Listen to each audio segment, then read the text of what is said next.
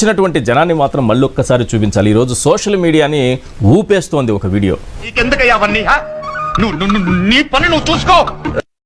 పొద్దులిలో పోటెత్తిన జనానికి సంబంధించి సోషల్ మీడియాలో ఒక వీడియో ఊపేస్తోంది. ఒక్కసారి చూడాలని ఉందే,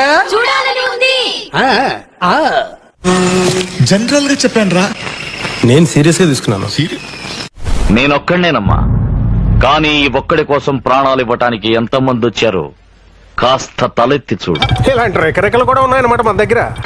ప్రభు హరిరామ్ కృష్ణరాధం జగన్మోహన్ రెడ్డి ఏంటి సార్? మీ సభలకు వచ్చిన జనమంతా ఎవరు? యాడికి పోయారు వాళ్ళంతా?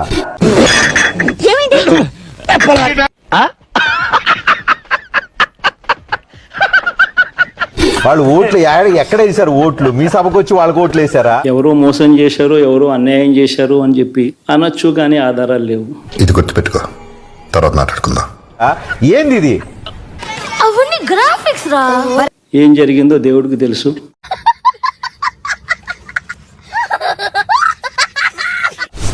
ఎటు చూసిన జనమే, కానీ వీళ్ళు ఓట్లన్నీ ఎటుపోయాయి అన్నదే క్వశ్చన్ మార్క్ గా మారిపోయింది. ఒక్కసారి మీ అదృష్టాన్ని పరీక్షించుకోండి సార్. ప్రత్యేకించి పరీక్షలు అక్కర్లేదు బాబు, ఎందుకంటే నన్ను దురదృష్టం ఎప్పుడు అదృష్టంలో వెంటాడుతుంటుంది.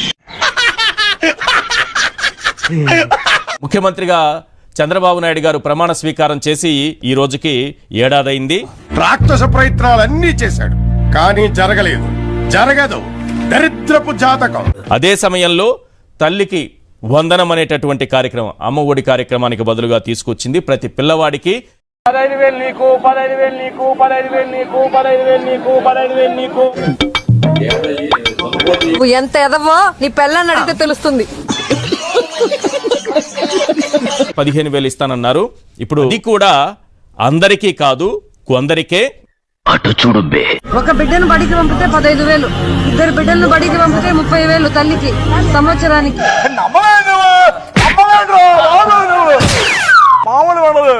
నీకు 15,000, నీకు 15,000 అన్నారు. తీరా మాట మార్చేశారు. అసలు ఎలా నీకు అసలు ఇంత చిన్న వయసులోనే ఇన్ని మోసాలు చేసి ఇంత మెచ్యూరిటీ ఎక్కడి నుంచి వచ్చిందో? అసలు ఇట్స్ ట్రూలీ అప్లాడబుల్. ఏం ఫీల్ ఉండదు మామయ్య. అమ్మ ఒడి ఎంతమంది పిల్లలుంటే అంతమంది పిల్లలకి ఆ తల్లుల అకౌంట్ లో ఆ డబ్బులు వేసే కార్యక్రమానికి శ్రీకారం చుట్టాం. తొక్కేశారమ్మా, లోకల్ పాలిటిక్స్ టాలెంట్ అంతా తొక్కేశారమ్మా. మళ్ళీ చెప్తున్నాను చూడండి, రాసి పెట్టుకోండి. మళ్ళీ 15,000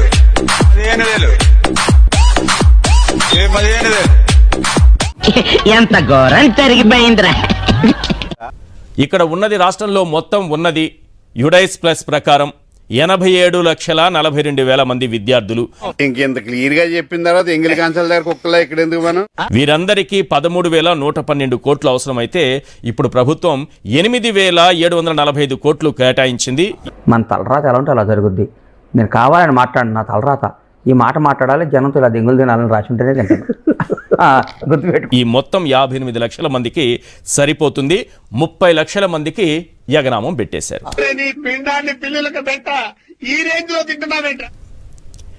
అందులోనూ గత ఏడాది ఇవ్వాల్సిన 15,000 కూడా కలిపితే 30,000 బాకీ ఒక్కొక్కరికి.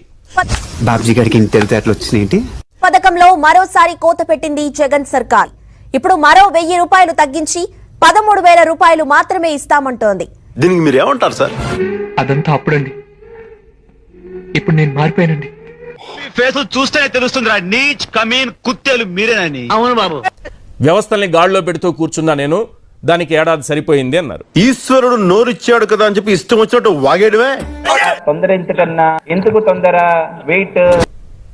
సో ఈ 5 ఏళ్లు కూడా వ్యవస్థల్ని గాడిలో పెడుతూ ఉంటారు. 5 ఏళ్లు కూడా మనకి సరిపోతుంది. నెక్స్ట్ 5 ఏళ్లు మళ్ళీ కావాలని కోరుకుంటున్నారేమో. నేను ప్రతీకారానికి పర్యాయ పదం అంటుండ్రా, మన వల్ల కాకపోతే ఇంకొన్ని తగిలించన్నా తగలటించేతాం, సమస్య లేదు.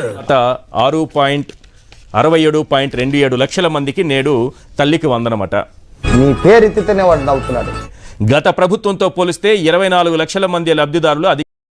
దీనికున్న విశ్వాసం ఉందరా నా కొడక, నీకు రే పురుగులు పట్టి చేస్తావురా నా కొడక. జగన్ రాజకీయ భూతం, భూస్థాపితం చేయకుంటే రాష్ట్రానికి అధోగతే. నేను ఇలా బుక్ అయిపోతా కల్లో కూడా ఆడుకోలేదు.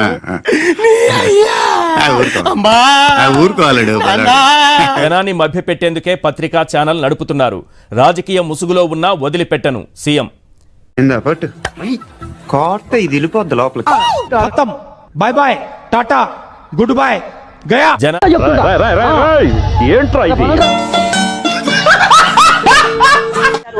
ఎంత ఘోరం జరిగిపోయిందిరా. ఈ కార్యక్రమం ఇంతటితో సమాప్తం. రేపు ఇదే అలవాసులపై మళ్ళీ కలుసుకుందాం. అంతవరకు సెలవు మరి.